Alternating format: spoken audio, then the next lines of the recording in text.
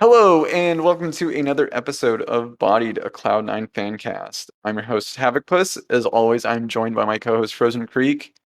Hello, And hello. how's it going?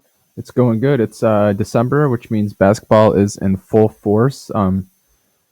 Michigan State is up to number 12 in the nation. I think Bama was 6 until they lost to Memphis the other night for some reason. Oh, maybe. I haven't. I It haven't. was 6 I or never 8. keep up with. I never keep up with Bama basketball until it gets to like the actual March Madness playoff thing. Oh, yeah, Because if they yeah, get they're in, good then it's now. like then I get really invested, and I'm like, oh boy, basketball. But until then, I'm like, I could go either way on basketball. They're like good now. So No, they do have like a you good should program watch them. now. Yeah. They're Uh, who is it? Nate Oates? Is that his name? maybe. Not important. I come from football country, not basketball country. Well, you guys we're almost a basketball school this year until Georgia pulled a Georgia. The classic Georgia the annual Georgia choking at the SEC championship, Yep, it was right as on is schedule. Georgia tradition. So I'm hoping whatever happened that weekend is fixed in time for the playoff because I need Michigan to get their ass beat in their semi. Bama is gonna beat the shit out of Cincinnati, and as someone who's been there before, I already feel bad for them. But Yeah, the playoff game should be pretty exciting. They also have a few weeks to kind of iron some stuff out. They looked a lot better in the Georgia game than they did when they were playing against Auburn, and they like almost yeah, lost. So I'm sure that Nick Saban will use his dark magic to whip them into shape. yep. And I'm sure that there is a certain coach who Nick Saban is eyeing to take over after him, and he's yet again a Michigan State guy. So I'm not feeling good about that, but that is hopefully years in the future. Come to the dark side, Frozen. No, Be with us. no. We get rings. We do okay. We're just fine, actually. You're the scrappy underdog, so it's fun rooting for. Yeah. We're like in the '80s movies. We're like the college bully that's like already really good and has already won a bunch, and then it's just like, no, they can't win again.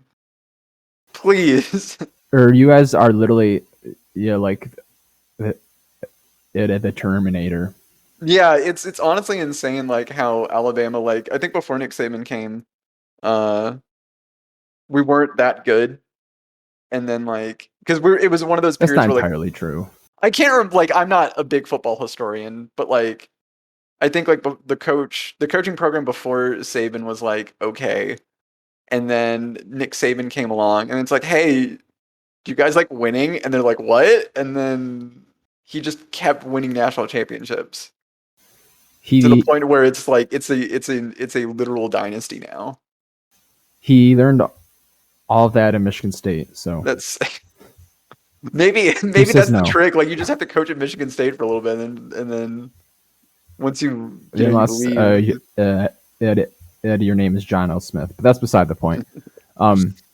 Sorry, we can get back on topic. Yeah, this is Cloud9 talk, not football talk. I wish it was both, but so Oh, that'd be such a sick concept. yeah. So just okay. No, let's do some house cleaning. Then we can do one quick football Cloud9 thing. Yes. So house cleaning wise, we are going to be off until lock-in. We will have a special lock-in episode for you guys that will be lengthy. I assume maybe we'll be able to find a guest or two. I haven't thought that far ahead yet, but we are going to continue to take time off because once the lock-in starts, it is fast-paced for like 9 months. All the way from January 14th and hopefully through Worlds. So yeah, pretty much we'll be trying to record at least every week.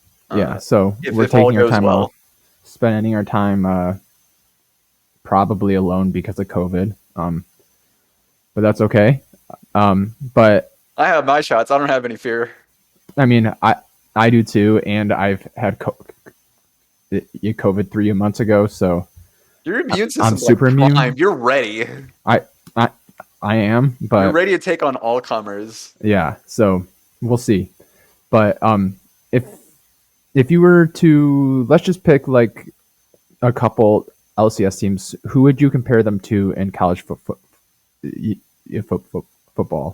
That's a good question.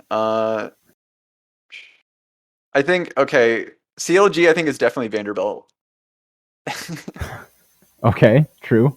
Because I mean, look, that's a pretty apt comparison. Yeah, I only know it's SEC sad. teams mostly, so everyone forgive me if I'm like, what? Or Why is he only Rutgers. naming? Why is he only naming SEC schools? Um, let's see. I I think Cloud9 is either Texas or Oklahoma. I think it'd be more Oklahoma because Oklahoma does fairly well. Um, I mean, Texas hasn't been hot for a while. that's true. So maybe it's more Oklahoma, or it's not like, I feel like there's not an equivalent of like Ohio State or Alabama. No, there really isn't. No, Like Team Liquid Alabama. is Alabama Texas. would be more like a Korean team, or Yeah, Team something. Liquid is Texas. No, All well, that money, yeah, they've had success, but not a ton recently. yeah. That's actually a pretty good comparison. So yeah, that's that. TSM, they could be Texas too, actually. No, I think TSM is Texas. That fits. Ah, shit. No, Team Liquid could be Georgia. That's true. I could see that honestly because Yeah. they're a really good team, but sometimes they just lose in like a really important game. Yeah. TSM is could also be USC. I'm trying to think like who Cloud9 would be, but it's really hard to like. I think it's Oklahoma. Okay, yeah. Oh no, yeah, Yeah. we already went through Cloud9. 100 Thieves is Oregon. I can see that. I don't know why I see that, but I see that. Or because it's a merch company that Oh just has a yeah. league team. It's like Nike in Oregon. So same thing. Yeah, okay, yeah, that makes sense now. Okay. I see it. Mortals is Kansas. Okay. Um, I I think that's pretty much it for that quick segment. So I guess we Let's could get on to probably. esports. We've actually been going on for like 10 minutes about football. It's only been like 5 or 6. Come on, it's holidays. This is Okay, that's or true. the episodes as much for us as it is for our That's true. listeners. That's So, true. but yeah, we should get into it because I do have a soccer game in a That's a little bit. different kind of football. Yes, different football. Um, I had to tape my ankle because I'm getting old. So that's where we're at today. um, but yeah, for those that missed it, Mango did participate at the latest Smash Summit. I'm pretty sure it was Smash Summit. He got second place, which was super dope. He had, I think Cloud9 really is just the lower bracket team. I don't know what it is about our players in Cloud9, but there's something about like as soon as we get to the lower bracket stages, we just play better. And it's really weird. Yeah, it's some kind of like a sorcery or buff for Cloud9 teams. Because it doesn't happen to Valorant just kind one of. team. It happened like across it happens like across like multiple teams Yeah, it's throughout the certainly a history thing for of the some. org. Oh yeah, for some reason it's just a thing. It's Um, odd. and it's especially a Mango thing. Yeah, yeah, it's definitely a Mango thing. I think that Mango really thrives probably on having his back against the wall, and I think the added pressure kind of makes him tighten up a bit. But he got second, which I think that's still pretty great. Like I heard he was on fire and he was like crushing it, but he lost in the final match. But I think that you still have to kind of give it to the guy who won, IBDW, because I was looking through like the post tournament thread, and it looks like he went up against like a bunch of people that he was just not able to beat like before. But he was able to, like, this is like the first time he's been able to beat some of those people like Mango, and I think maybe like Hungry Box and Leffen, like some or Zane, like the big, the bigger names, Uh, so like everyone said like he really came alive, and that was like the first time that he's been able to beat some of the huger names. So I think that's well deserved, and I think that's just really cool. And of course, like Mango getting second, there's nothing wrong with second, especially in a big, like, for Melee, like you're having to compete against some really big names. So if you can get second in that handful of like names like Hungry Box and Leffen and some of these other people, that's really really good. Yeah, and it sounds like he just came up against the guy who uh it was just locked in all week and stuff. So Yeah, it's not a shame by any means. yeah, for sure. Sometimes someone is just so zoned in that it's impossible to beat them. Yeah, but speaking of trying to come alive, uh, Valorant, I think, played valiantly at the Berlin champs, uh, like a couple weeks ago. Frozen, I don't know if you watched any of it, but I can give you the rundown. I watched a little bit. I did watch. I think I watched most of the Team Liquid match. I'm gonna be honest. I don't really understand Valorant that much yet. So It's pretty much like Counter please go Strike, through but it. if they added abilities. Yeah. I just haven't watched or played it enough to really know. Like I get the the CS:GO maps now, kind Mhm. of. So I don't know. So please go through it. Well, we had to go up against Vision Strikers, and it was like a do or die game because if we lost, we'd be out. It was like our last group stage match, and Vision Strikers was like everyone was saying like Vision Strikers were gonna beat us, but then we beat Vision Strikers, um, and it was actually an even more hype game because we were going up against Buzz, who, if anyone remembers, Buzz was on Cloud9 Korea back when we had a Korean Valorant team. So I think that that's just, I think, fun in general. Whenever you have like you see like rivalry matches like that, you know. Um, I think that's just really fun.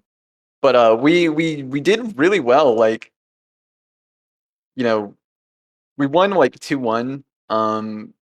We lost on split that game, but we were doing well on the maps that we've been looking good on. We won in Ascent and we won on Breeze. Breeze has always been like a really good pick for us. We seem to like just have Breeze like locked in. The Team Liquid map was kind of unfortunate. There were really close matches. I think like everyone was favoring Team Liquid, and Team Liquid was a pretty favored team because like apparently like the European teams for Valorant were they're always more favored. I'm I'm not sure why. I guess like Yeah, European Valorant's just better. But yeah, and bigger, I'm sure. yeah. But I think like all like the maps were really close. Like we played Bind first. We lost like 13-10, and then on Ascent we lost 13-11. Like that's super close, you know. And Leaf and Vanity were insane. I think pretty much the whole tournament. Yeah, Um, I think like even though we lost, I think like us getting to quarterfinals, I think is a really great first step for like what we're trying to do with Valorant. Like I think that's in no way a failure. So I think that we can be pretty proud of the team. yeah, yeah. And per usual, we were the last NA team too, correct? Yeah, yeah, we were once again North America's last hope, which just always seems to happen. Uh, it's weird that in these international dealies, it's always Cloud9 that has to pick up the pieces over higher, like more heavily favored teams. Like everyone was thinking, oh well, Sentinels has this. But Sentinels looked really rough. It looked like they were just kind of out of practice and they were just kind of trying to just kind of YOLO it maybe a little bit. There wasn't really, it didn't seem like they weren't as put together as us or some of the other teams there. So I think that was the more shocking thing. It's just like, how is Cloud9 getting through, but then Sentinels just kind of drops the ball. Um, Especially after a lot of the trash talk that they do. So I think that it's wild that we keep doing this. And you think every year it's like this is the year they're not going to do it. There's no way, but then they do it, and it's just like, well, it's just kind of a, it's just kind of a thing that we do. Yeah, it's in our blood. It's in our blood, exactly. I feel like Jack needs to start posting that goofy meme. The I'll fucking do it again. Yeah, Love that meme. So that's a really valid meme each year. each year. So, I would you like to see him post that once World starts. Yeah, that would be hilarious. But speaking of League of Legends in the Or yeah, sorry, who ended up winning? that's a good question. I looked and it looks like Ascend defeated Gambit 3-2. Yeah, 3-2 in the final match. I think I'm trying to yeah, Ascend's a European team. So Okay. they beat Gambit, Gambit's from, Russia. So I mean everyone knows Gambit. But yeah, they won Ascend beat Gambit, which I'm kind of surprised at. I was more thinking like Team Liquid would maybe do it because Team Liquid has like a more like bigger roster because like they have like Scream, who everyone has heard of Scream and Link, but Ascend was able to do it, which is neat. So Yeah. they won it. I mean, good for them. Okay. Yeah. Now that we're talking about winning, continue. Yes. So we made, I guess, a somewhat not expected, a kind of unexpected roster move with our head coach. It was speculated for a while. There was this whole will they, won't they memeing discussion about whether Ellis would be our head coach or not. But it turns out, you know, considering like how our roster was assembled with like we have Summit and Berserker and Winsome, you have Fudge, you have like Max and Vigar on the team as well. It seems like the perfect storm of like, hey, look, there's all these people that Ellis really likes and Ellis agrees with a lot on how the game should be approached. Maybe he should coach. So it looks like Cloud9 just made too good of an offer that Ellis could refuse, and so Ellis is going to be our head coach for the 2022 season. Yeah. I'm gonna be honest. After he denied it twice on stream, I thought Yeah. there was 0% chance that he was gonna actually sign, and it turns out I was wrong. I saw some of those clips of his streams, and I'm like, he seems pretty like he's like vehemently like he's just like doubling and tripling down like you guys, I'm not going to Cloud9. There's no way I'm going to Cloud9. Why would I do that? And then like Yeah, and like cut to yeah, like 3 weeks or so later. Hey guys, so I'm the coach of Cloud9. or the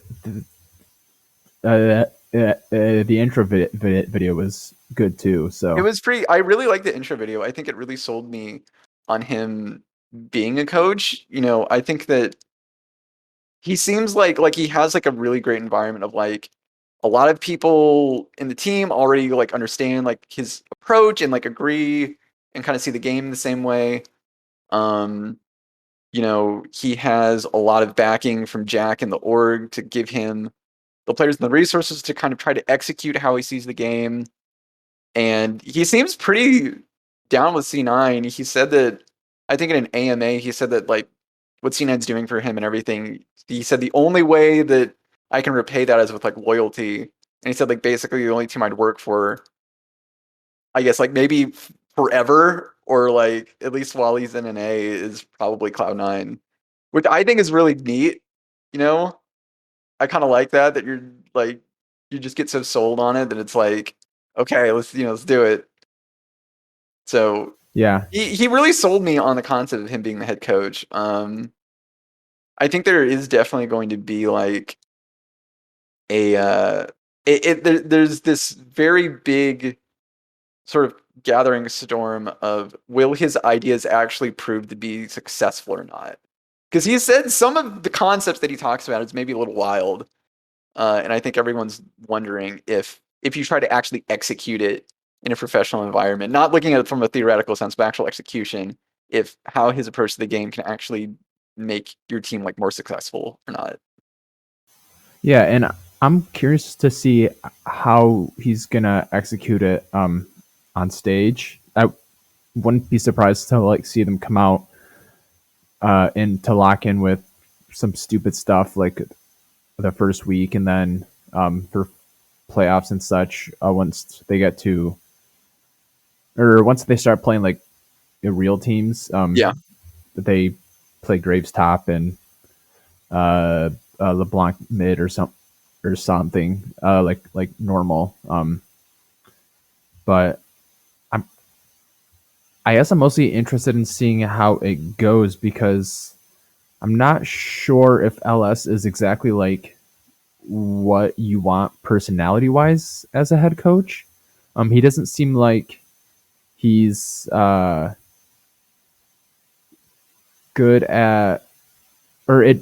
Oh, like the player management side of things. Yeah, I'm not That's what I was sure gonna if that's bring his up. forte. I was gonna say the same thing. Like I was gonna say like one of the question marks is like how is he actually going to like manage players, like if there's like a disagreement between players or if a player isn't doing well, like how does he course correct that? How does he ensure that everyone's getting along? How does he ensure that like you're tightening things up and you're tightening things up in a way that isn't detrimental to other players and whatnot? Like that's like all really hard to do. Like Yeah, I've always said that like LS is a really great analyst. Like he understands from a numbers game perspective. Like here is how you can do really well at League of Legends because he knows like numbers of like item path efficiencies and like how to make drafts work really well to synergize off of different kits and scalings and all this other stuff. He's really great at that. I think that's he 100% like one of the top people for that. But I think for like player management, it's like I don't know how he's going to manage players. So I think that's a really big question mark. yeah, and like I kind of think possibly it was how like Reign over in Mythy functioned. Like a lot of the head coach's duty is not related to drafting at Yeah, all, and in game stuff such as that. But it's setting up schedules for players. Like what do they need to achieve to be successful, like practice wise. And I have no questions about his willingness to grind for success. I think that's like his biggest pro is that he lives and breathes league. I think you can even say that about all of the people on the roster now because you have Summit, Berserker, and Winsome, who I think they've lived in the sort of League of Legends Korean culture, which is all about grinding, right? So like you have grinders there. Fudge is an absolute grinder. Like you saw, like from where he was when we started locking last year to now, he became like, well, he's like not a good top laner. Like, no, he's one of the best top laners in the league, and it's because he just grinded out practice until he became great. Sven, one of the bot lane understudies, he is a grinder. He will absolutely. One of the things I always respect about Sven and Vulcan is like Sven's always trying to practice, and when they boot camped, and he was like always trying to do it with Vulcan so he can make sure he has like a synergy with him. So I really respect Sven. I think everyone on the team is a grinder. So I think it's just a matter of can they get to a good point in time for when like stuff starts to really matter. That's going to be Yeah, a really big question mark. And I think that we have other question marks too, like how well is Fudge going to really do in the mid lane? Because I yeah. think His solo queue looks a little sus so far. his like I can't like solo queue is such a different thing from pro play. Like, I don't want to judge him too That harshly is true. on his solo queue. Like, plus like you can kind of see a disparage from like I'm just looking at the one that was like linked in the subreddit like a little bit ago. Like he hasn't he had an Irelia game that he played like earlier today. 24, 6, and 16. Like that's what you expect when and he's playing in his role, right? But like but then you look at like the mages that he plays, he's kind of struggling, you know. Oh man, he's no, he had a good Vex game like 4 days ago. He 15, 3, and 5. There we go. Yeah, but that champion's strong, I think. No, yeah, I think that also like I think that a lot for Fudge is just there's going to be a big learning curve of like, okay, you have all of your champions top lane. You have to now learn like all of the mages. And Yeah. mages aren't that strong to begin with, right now anyway, I think. Yeah, they're playable. I just don't think that they're like OP. No, yeah, No, like I think mostly he's just trying to learn as many champions as possible right now. yeah. And they'll get played, but Yeah, I'm not entirely sure if they're going to be like the meta. I haven't seen yeah, any Cassidy game, but that's probably because he's busted and gets yeah. banned all the time.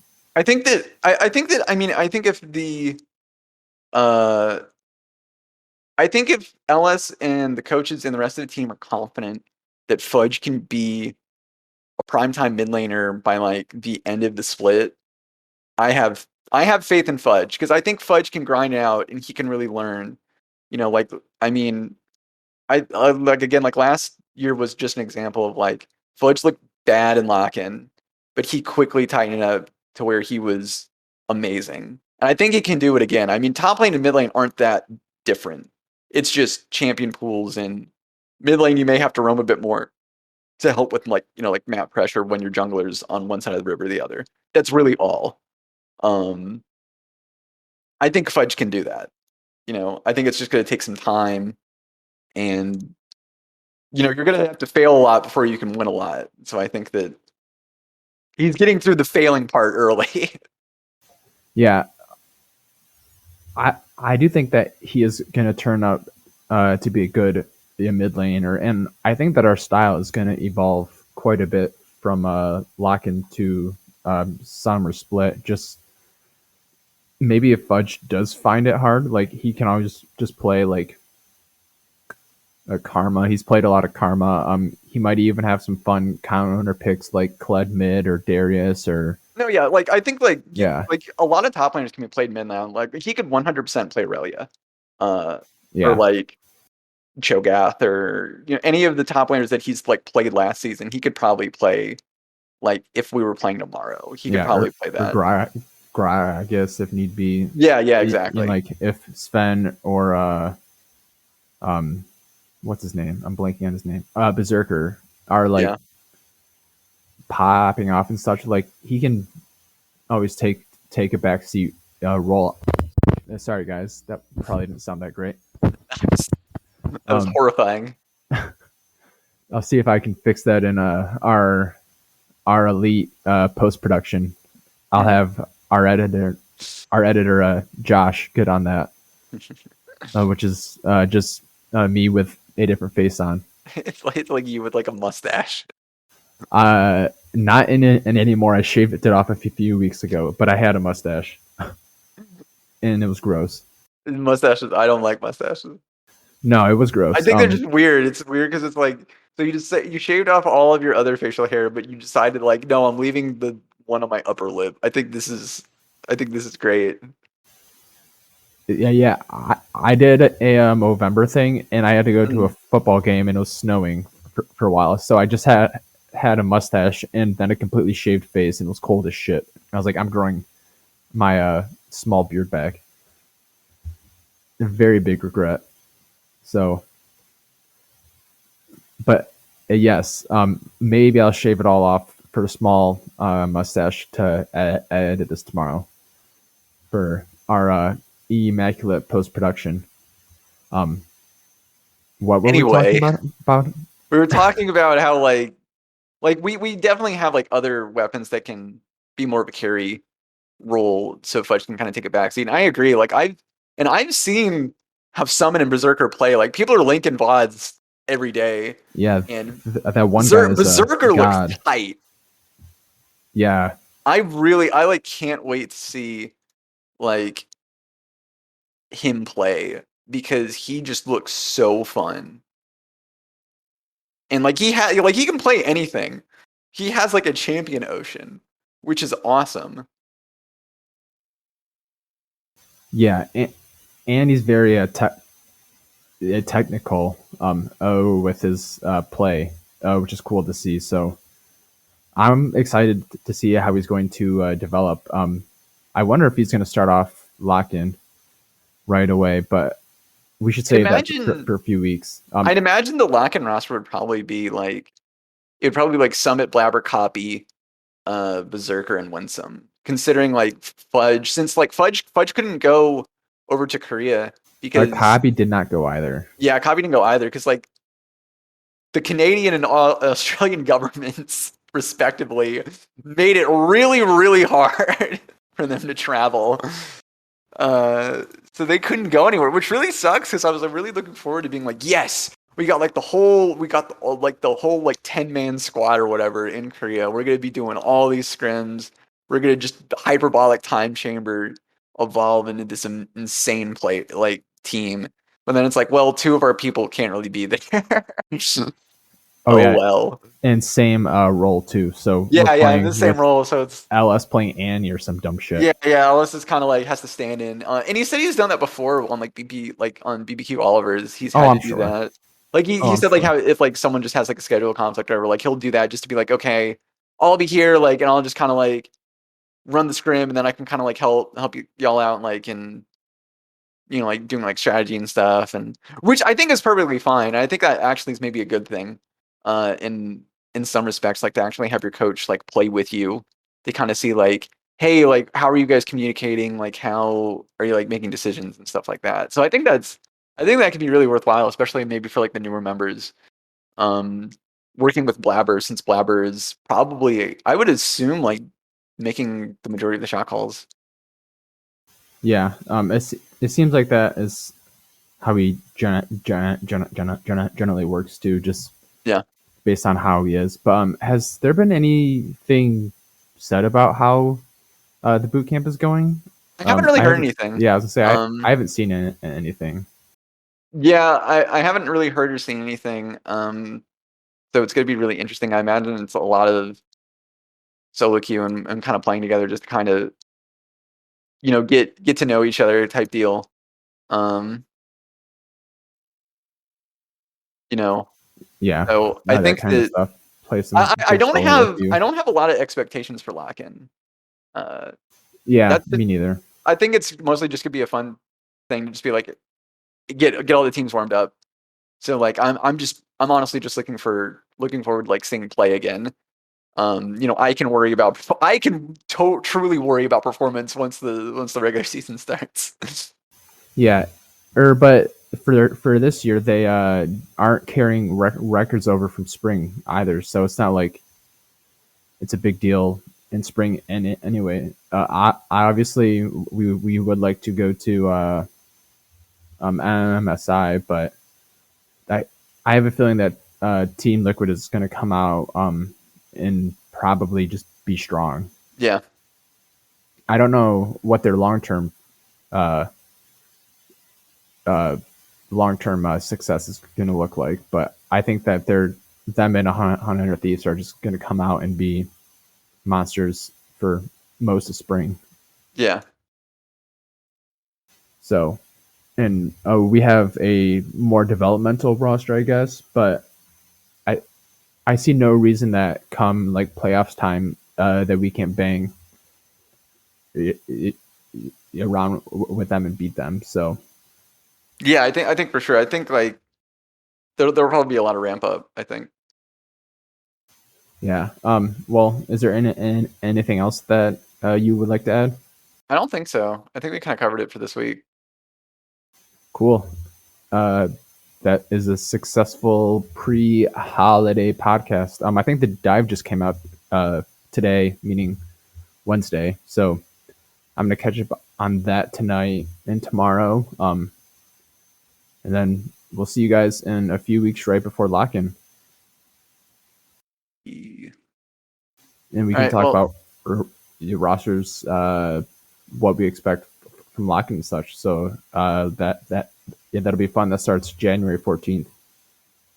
yeah, I'm excited. Also, make sure to follow us at C9 Bodied Yes, on please do that. Twitter. Other than that, have a good holiday, and we'll see everyone later. Yep. Bye, guys.